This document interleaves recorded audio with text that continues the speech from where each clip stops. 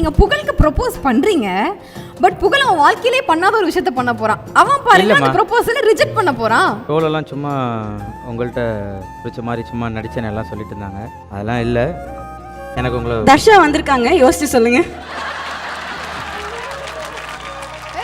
இல்லை அப்படியே ஒர்ஸ்டாப் எமோஷன்ல ஷோவில் சொல்லிட்டு அது இல்லை அவன் காமெடிக்காக தான் சொல்கிறான் அப்படின்னு நீங்கள் என்ன வெறுத்துருவீங்களோ அப்படின்னு நினச்சேன். Love you Pavithra.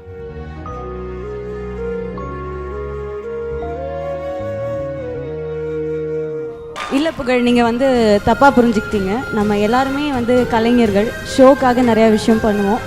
But show தாண்டி நிறையா உங்களை நான் ரசிச்சிருக்கேன், நிறையா ரெஸ்பெக்ட் உங்கள் மேலே இருக்குது. பட் காதல்னு நான் யோசிச்சதில்லை.